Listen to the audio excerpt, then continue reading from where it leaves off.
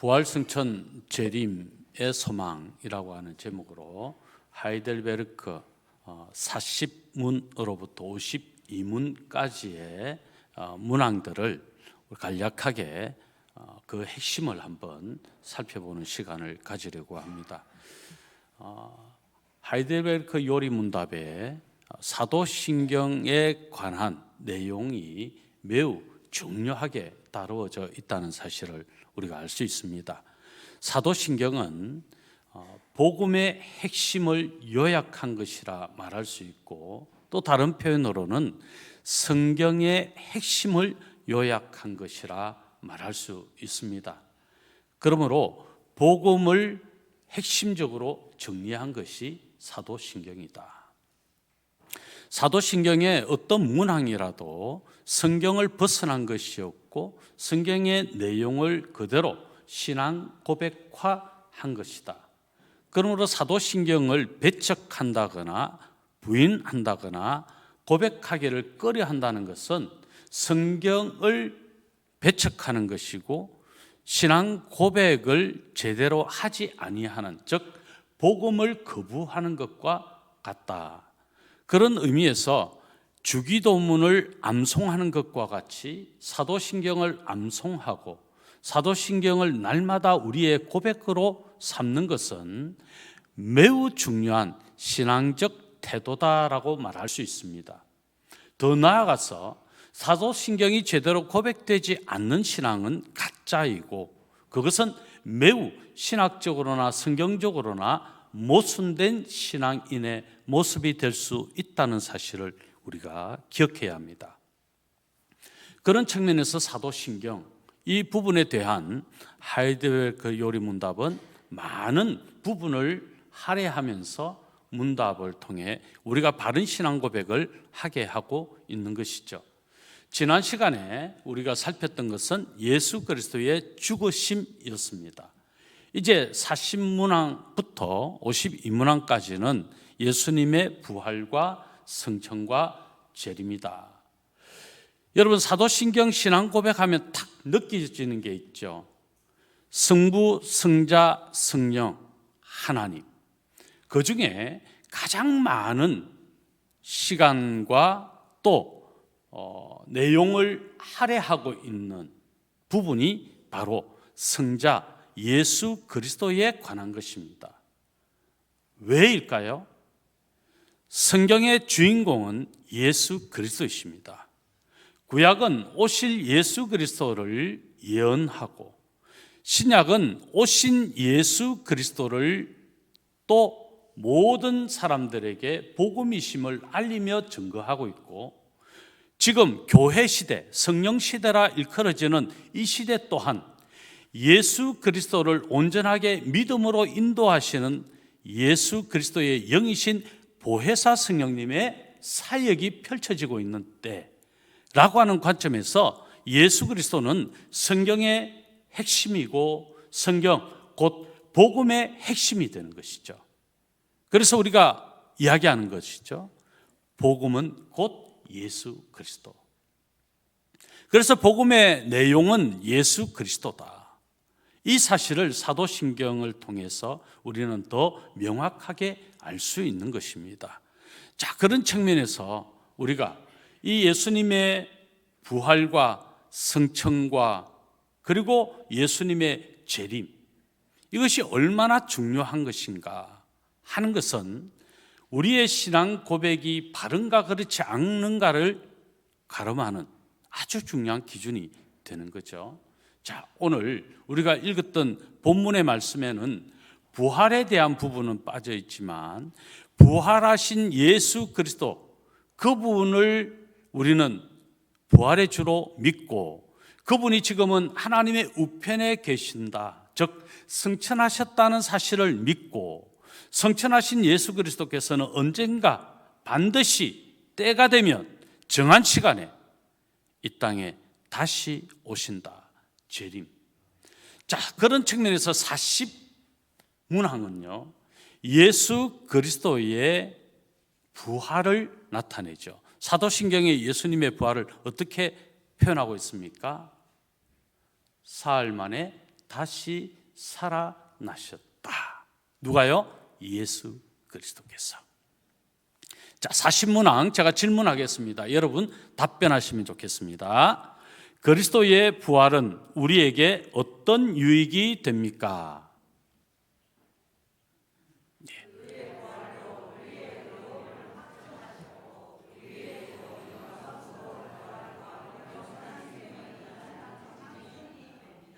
그렇습니다. 예수님의 부활은 우리의 의로움을 확정하신 사건이다.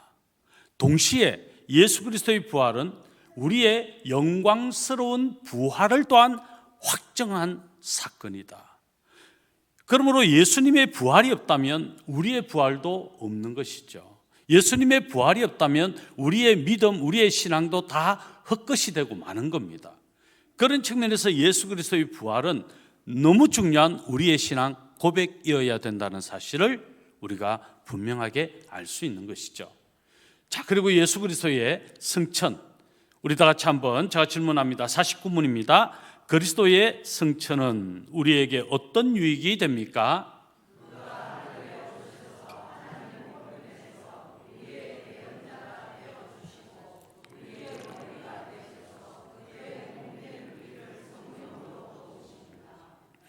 예수님께서 부활하심으로 하나님의 우편에 계셔서 우리의 무엇이 되셨습니까? 중보자가 되어주셨다.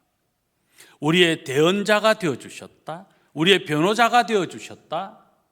라고 하는 이 중요한 사건, 예수 그리스도의 승천으로 말미암아 이제 보혜사 성령님이 이 땅에 오셔서 우리를 변론하시고 우리를 도우시고 우리의 사역과 우리의 신앙의 협력, 조력자가 되시고 우리의 신앙을 견인하시는 예수 그리스도의 영이신 보혜사 성령님의 사역이 펼쳐지게 된 것이 바로 이 승천에 담겨져 있는 중요한 의미라는 것이죠. 예수님이 이 땅에 오심으로 십자가에 못 박혀 죽어주셔서 우리의 구원주가 되셨습니다. 예수님은 이후에 성령님을 보내셔서 누구든지 택함받은 사람, 창세전에 예정되어진 사람들이 예수 그리스도를 나의 주로 왕으로, 나의 구세주로 고백할 수 있게 하시고 그 고백을 끝까지 지킬 수 있도록 견인하시고 결국 구원의 완성에 이르는 예수 그리스도의 재림을 맞이하게 하시도록 도우시는 그분이 바로 성령님의 사역이다. 성령님이시라는 거죠. 그런 측면에서 예수 그리스도의 성천은 매우 중요하다. 성령님이 오심으로 교회가 세워졌어요. 교회는요, 예수 그리스도의 몸이십니다. 교회 시대가 펼쳐진 것이죠. 성령님은 끊임없이 교회가 교회되게 하시는 이 사역을 지금도 감당하고 계신다. 그런 측면에서 성령은 몸된 교회를 돕고 성도들인 오늘 저와 여러분을 도우신다. 믿으십니까? 그래서 우리가 기도할 때 우리가 이런 조금 의문을 가질 때가 있어요. 하나님께 기도한다. 그러면 그 하나님이 어떤 하나님이냐? 성부 하나님이시냐? 성자 하나님이시냐? 성령 하나님이시냐? 여러분이 꼭 기억해야 될 것은 내가 비록 예수 그리스도의 이름을 하나님 앞에 부르며 기도한다 할지라도 그것 또한 삼일체 하나님을 온전히 믿고 의지하며 하나님 아버지께 기도하는 것이 되고, 성령 하나님의 이름을 부르며 내가 기도한다고 해도 그것 또한 삼일체 하나님이신 성부 하나님께 또한 기도하며 아뢰는 것과 동일한 의미가 있다.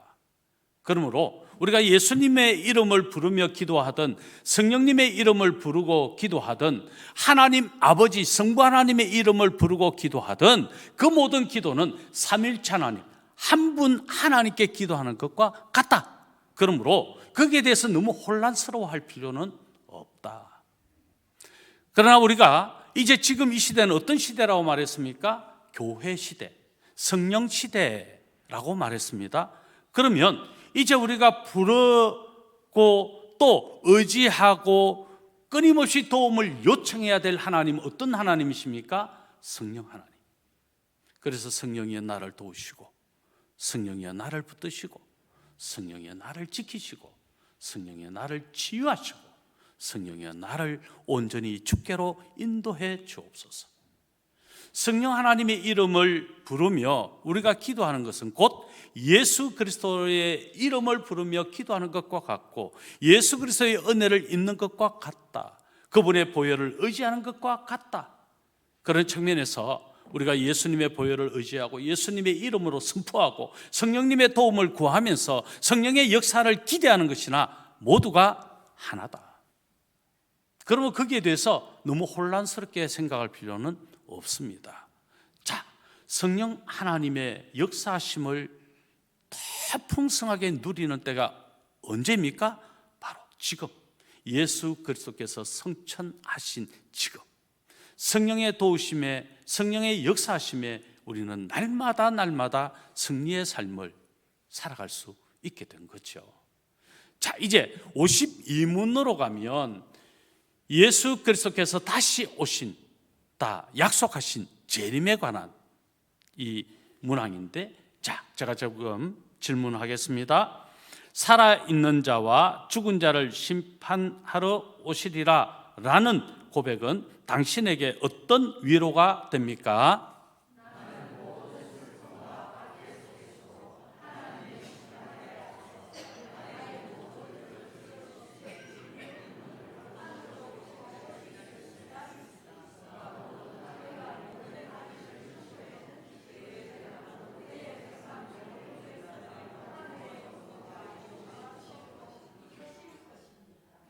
아멘이십니까?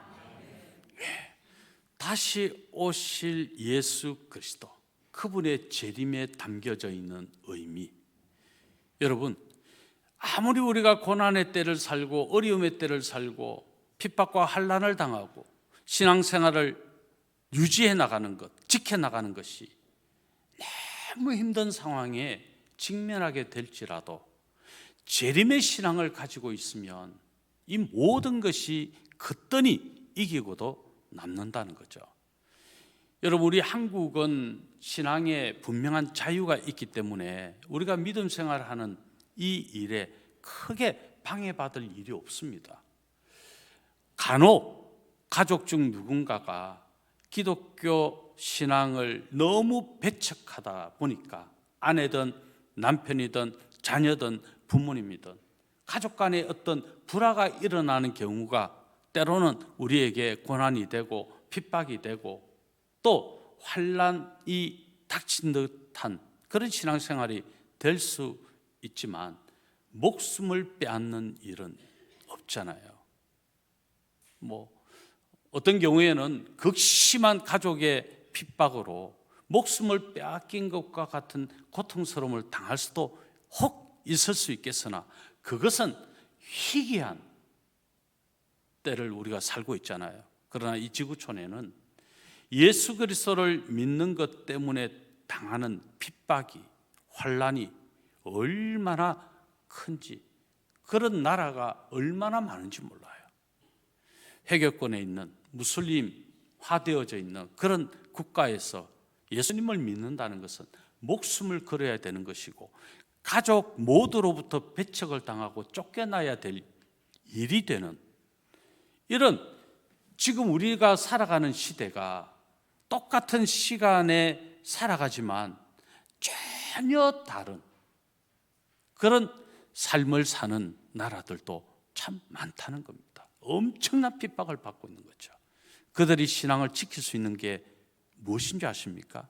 재림 신앙이라는 거죠. 초대교회 성도들이 어떻게 신앙을 지켰습니까? 다시 오실 주님, 그분이 소망이었기 때문에 그들이 그 신앙을 지킬 수 있었던 거죠. 우리도 마찬가지입니다.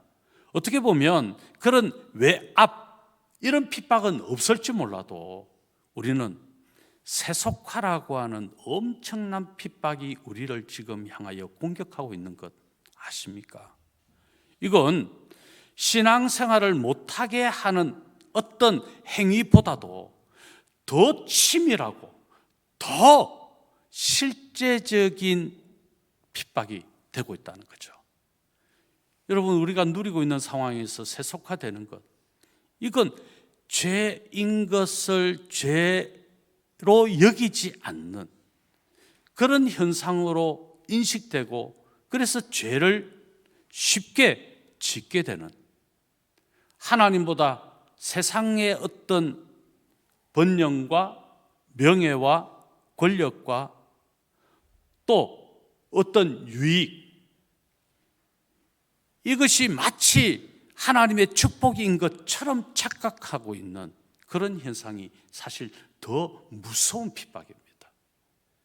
그것이 더 넘어지게 할 수 있다는 것이죠. 여러분, 이 옷, 외투를 입고 겨울에 밖으로 나갈 때 찬바람이 불면 우리는 외투를 더 이렇게 옷 매무새를 더 단단히 해서 춥지 않으려고 하지 않습니까? 그런데 그 옷을 무장해제하게 만드는 방법이 뭔 줄 아십니까? 바람도 불지 않고 따뜻한 햇살에 비치고 더워지면 그냥 옷도 다 벗어버리게 되죠. 무장해제되는 겁니다. 핍박보다 더 무서운 게요, 세속화입니다. 사실 우리 한국은 이런 세속화에 엄청나게 노출되어 있는 나라라고 해도 과언이 아닙니다. 신앙생활을 잘한다고 하는 사람들도 따지고 보면 엄청나게 세속화되어져 있는 모습을 발견하게 됩니다. 그분들은 재림신앙을 가지고 있다고 해도 현재 누리는 것이 너무 많기 때문에 굳이 주님 안 오셔도 됩니다 라는 마음으로 신앙생활을 하고 있는 경우가 있다는 거예요. 솔직하게 한번 여러분 답해 보십시오.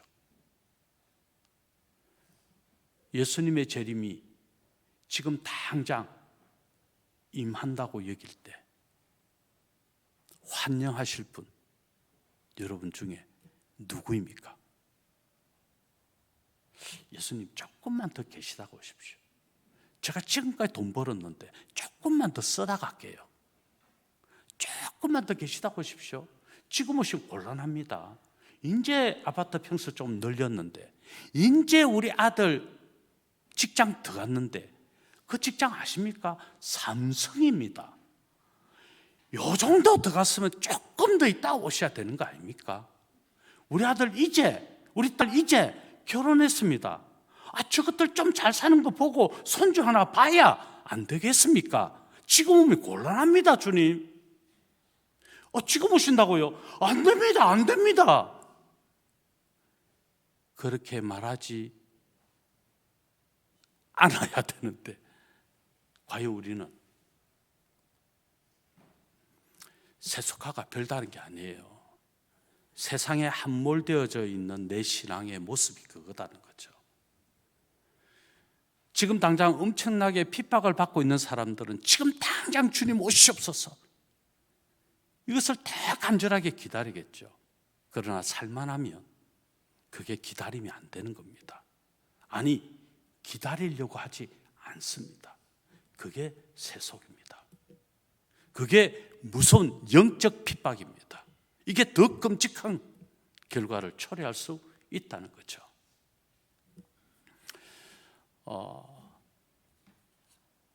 영국 국교회라는 이야기를 들어보셨을 겁니다. 종교개혁 이후에 헨리 8세가 로마 가톨릭에서 분리되어진 종교 정책을 펼쳤습니다. 그게 영국 국교입니다. 이후에 영국 국교회는 교회의 수장이 국왕입니다. 그래서 국왕은 곧 정치적 왕이며 교회의 왕이 되는 것이죠. 여러분, 이게 바른 교회 구조는 아닙니다. 그래서 이 영국 국교회가 좀 더 개혁되어져야 된다, 좀 더 개신교, 기독교화 되어져야 된다 라고 일어난 운동이 청교도 신앙입니다. 청교도 운동이었죠. 영국의 찰리 1세가 영국 국왕이 되어집니다. 그런데 이 찰리 1세는 영국 국왕이 되어서 왕권을 더 강화하려고 하는 정책을 펼치게 됩니다. 왕정 정치를 강화하려 하는 것이죠. 다시 영국 국교회를 더욱 강화했던 왕이 찰스 1세입니다. 자, 그 전으로 약간 돌아갔어. 1642년부터 1651년까지 영국에는 엄청난 종교적 신앙 운동이 일어납니다. 이것이 청교도 신앙 운동이었습니다. 올리버 크롬웰에 의해서 영국 국교회가 이제 청교도 정권으로 바뀌어지는 청교도 혁명이 일어난 거죠. 그래서 영국 국교회에서 청교도 정권, 공화정이라고 합니다. 이 공화정 정권이 들어서게 됩니다. 이제 신앙이 좀 더 하나님께로 가까이 가야 되고 순수해져야 된다. 세속화를 끊어내야 된다. 이 운동이 청교도 운동이었습니다. 정치와 종교가 혼합되니까 종교가 로마 캐톨릭에서 개혁을 일으켜 분리가 되어졌음에도 불구하고 기독교가 기독교답지 못했던 것이죠. 이것이 영국 국교였습니다. 그런데 청교도 혁명이 일어나고 이제 영국이 청교도 정신, 신앙의 순수성을 회복하자라고 하는 이 운동이 일어난 겁니다. 그러다가 1660년 찰스 1세가 국왕이 되면서 다시 영국 국교회가 복원이 되고 청교도 정권이 무너졌습니다. 이때로부터 영국 내에 엄청난 신앙의 자유가 훼손되는 일들이 생겨나기 시작합니다. 청교도 정신의 신앙을 가지면 핍박을 받고 큰 혼란을 이야기하게 되는 원흉이라고 여겨져서 고통을 당했던 것이죠. 그래서 영국의 청교도 신앙인들이 배를 타고 저 대서양을 넘어 신대륙을 향해 황무지와 같은 새로운 땅을 향해 찾아가게 됩니다. 그곳이 신대륙이라 일컬어지기도 했던 바로 지금의 미국입니다. 미국 땅에 이 청교도 메이플라워호가 도착하고 청교도인들이 미국을 개척하게 된 거죠. 제가 미국에 갔을 때 이 메이플라워호가 착륙했던, 이 착륙이라 그럽니까? 입항했다고 이야기합니까? 그곳에서 제가 기념 촬영을 한 건데, 그 다음 사진 한번. 이게 메이플라워를 좀 복원해서 지금 그 모형을 만들어 놓은 겁니다. 그리고요, 그 배에서 썼던 나침판이죠. 계속 또 한번 넘겨주세요. 1620년 기념을 계속 넘겨주십시오. 끝입니까? 자, 이 메이플라워가 입항했던 그곳에서 제가 이 메이플라워호에 탑승을 해가지고 사진 찍었는데 그 사진은 없네. 어쨌든 이 미국의 청교도 신앙을 가진 사람들이 새로운 신대륙 미국을 만들어낸 거죠. 영국에 엄청난 종교적 탄압이 있었기 때문에 영국 국교회에 의해서 교회의 수장이 왕이 되니까 자기 정치적인 것에 동의하게 되면 선대하게 되고, 만약 정치적인 입장에 반한 교회 신앙관을 가지게 되면 무조건 배척하는 시대에 청교도 신앙, 즉 순수한 신앙 공동체를 이루었던 청교도인들이 영국을 떠나 미국에 이르게 되고, 그곳에 신앙, 청교도 정신으로 국가가 세워지는 거죠. 여러분, 지금 미국이 세계 최고 강국 아닙니까? 영국의 군사력이나 경제력은요, 미국에 비교가 안 돼요. 영국도 엄청난 선진국이지만 지금 미국을 능가할 수 있는 나라는 없습니다. 왜였을까요?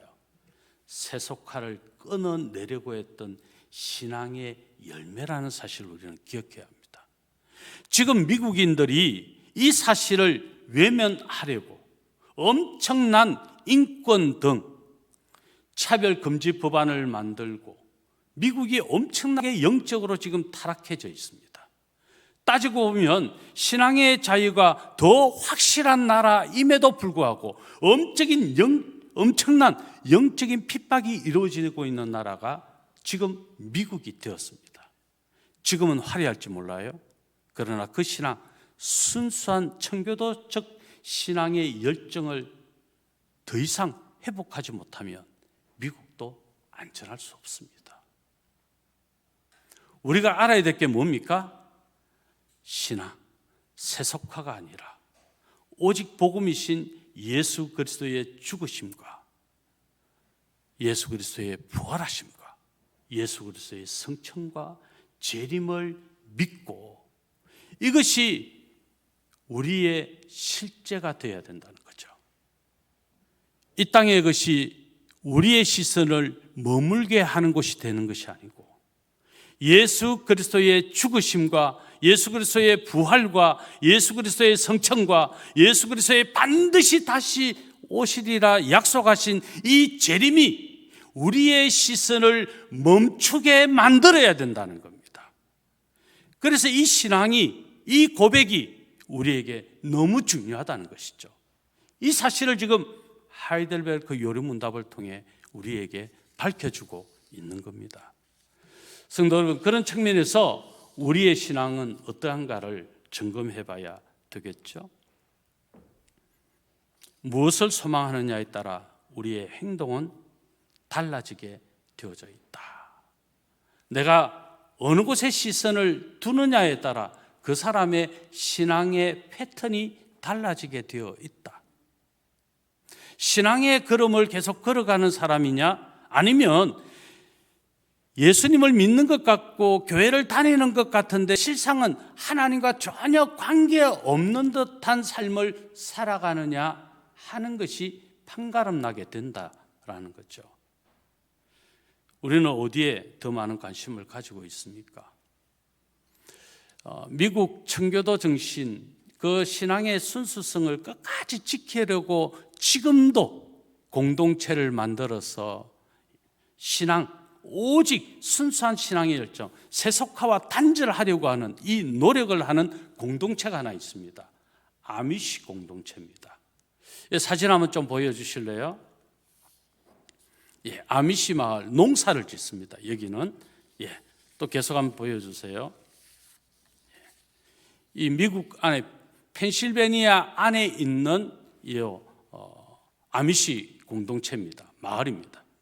제가 한번 갔을 때 또 찍어서 이제 아미시 마을을 소개하는 이 집이죠. 이 집은 그리고 제가 소개를 받고 있는 장면입니다.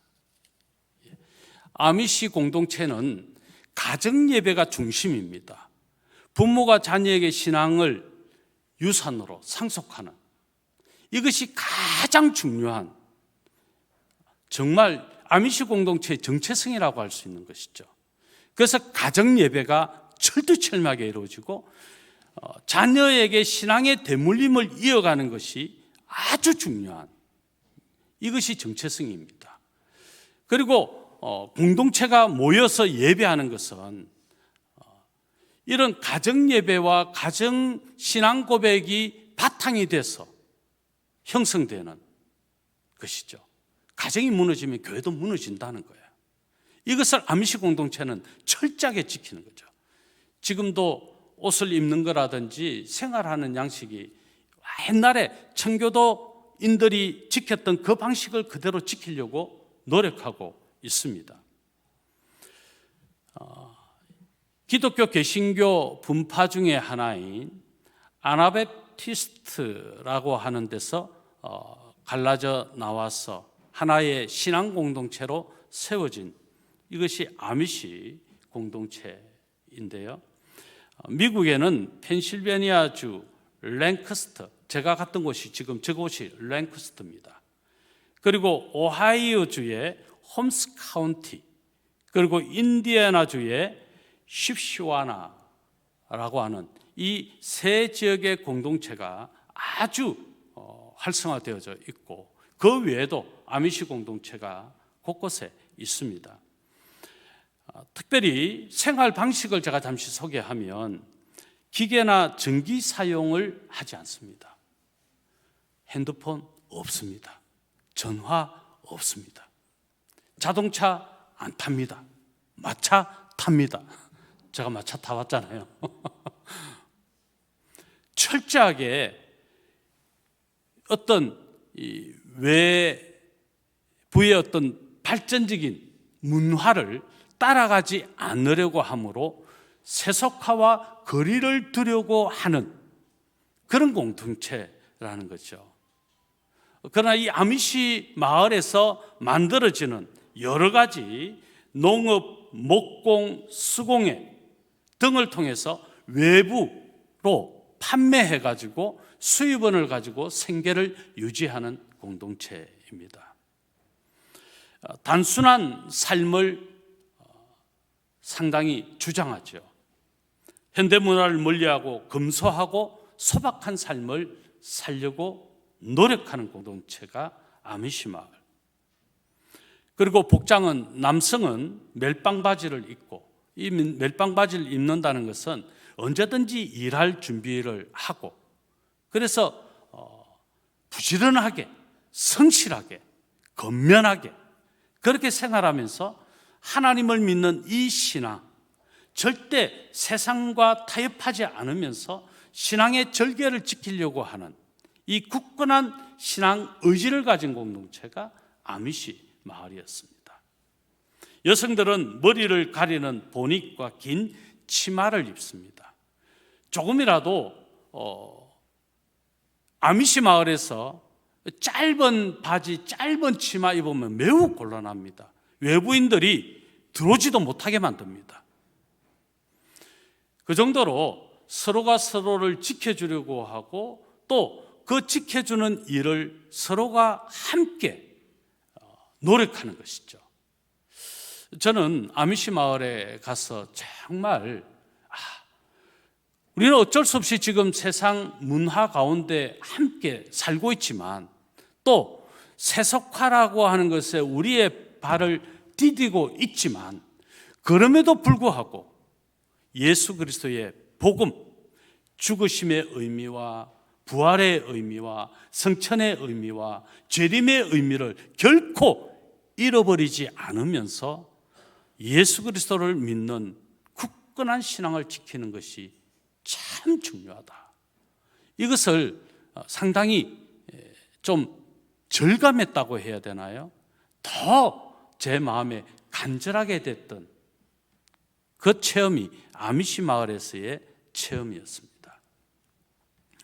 제가 광안중학교에 처음 부임을 했을 때 우리 중고등부 또는 초등부의 한 4, 5, 6학년 되는 아이들을 제가 이렇게 미국 투어, 청교도 투어, 그리고 우리 한국에 보내었던 선교사님들의 교회와 그들의 그 영적인 어떤 흐름이 있는 그곳을 한번 방문해 보는 기간을 한번 가졌으면 하는 그런 꿈을 사실 꿨었어요. 아마 기억하시는 분 기억하실 거예요.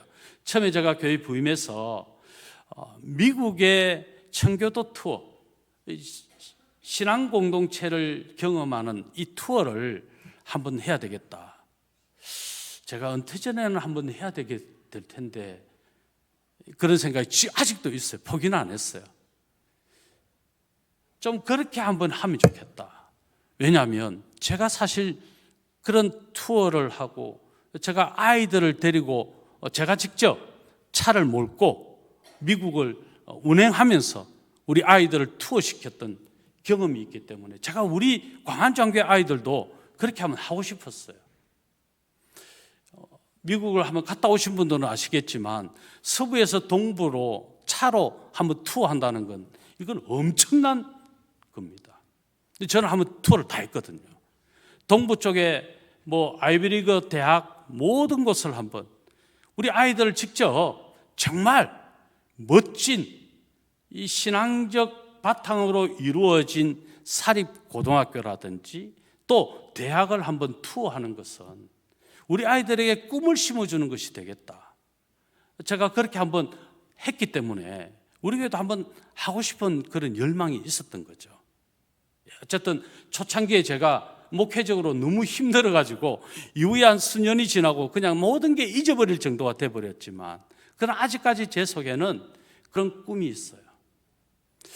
여러분, 제가 경험했던 것이 한마디로 표현되어 줄 수 있는 것은 신앙의 순수성을 지키려고 노력했던 신앙인들의 모습입니다.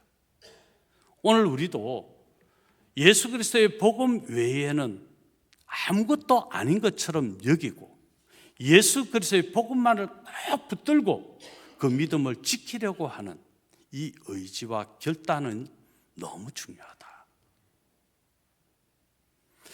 그런 측면에서 신앙 중심 생활, 가족과 이웃 간의 신앙을 연결하려고 하는 이 운동, 이것은 아미시 마을만 아니라 오늘 우리가 교회가 꼭 이루어야 될 중요한 목적이 아닌가, 사명이 아닌가, 그런 생각을 해보게 됩니다. 말씀을 좀 마무리해 보겠습니다.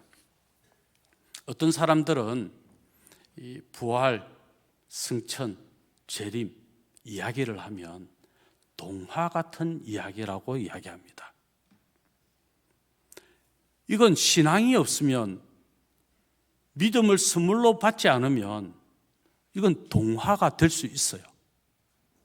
그러나 믿음을 선물로 받은 사람들은 전혀 다르죠. 동화가 아니고 현실이 된다는 겁니다. 동화 같은 삶을 살고 있느냐, 아니면 예수 그리스도의 복음을 현실로 살고 있느냐, 이것을 스스로가 점검해 보는 것은 정말 중요합니다. 주님의 십자가를 진짜 믿는다면 나도 십자가를 져야 됩니다. 당신은 십자가를 져도 되고 나는 좀 편하게 신앙생활하고 싶어. 나는 좀 쉽게 신앙생활하고 싶어. 만약 그런다면 그 사람은 신앙과 상관없습니다. 진짜 중요한 말입니다, 여러분.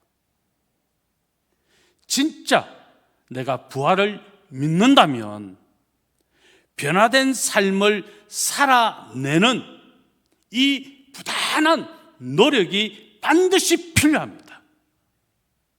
아니면 죽은 거죠. 진짜 내가 살아있느냐? 내가 예수 그리스도의 부활을 진짜 믿느냐? 그러면 부활을 사는 것처럼 새로운 삶이 날마다 내 삶의 현장에서 열려져야 됩니다. 변화된 내 모습에, 변화된 내 정신에, 변화된 내 입술에, 변화된 내 생각과 내 철학이 부활을 만들어 가야 됩니다. 부활을 입증해 내야 됩니다.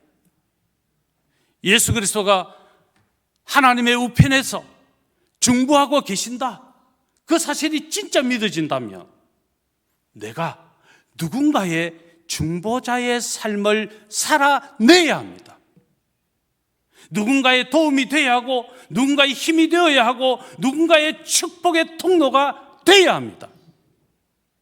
그러지 않는다면 예수 그리스도의 성천과 내가 무슨 의미가 있습니까? 참 중보자이신 예수 그리스도, 그분을 닮은 자답게 내가 진정한 누군가에게 진정한 중보자의 삶을 살아야죠. 예수 그리스도께서 다시 오신다는 사실을 진짜 믿는다면 그때가 지금이라도 나는 아멘 주 예수여 어서 오시옵소서 마라나타가 고백돼야 됩니다. 주님 조금만 참으십시오. 주님 조금만 더디 오셔도 됩니다가 아니라 지금 이 순간에 주님 오신다 할지라도 저는 언제든지 주님 맞이할 준비했습니다. 아멘. 주님 반가이 맞이하겠습니다. 기쁨으로 맞이하겠습니다. 이 고백이 우리의 고백이어야 된다는 거죠. 그렇다면 예수 그리스도의 재림을 진짜 믿고 기다리는 신앙인이라면 지금 이 순간이 여러분 마지막처럼 살아야 됩니다. 지금 이 순간이 내가 목숨이 끊어지는 순간에 직면해 있다는 마음으로 살아야 합니다.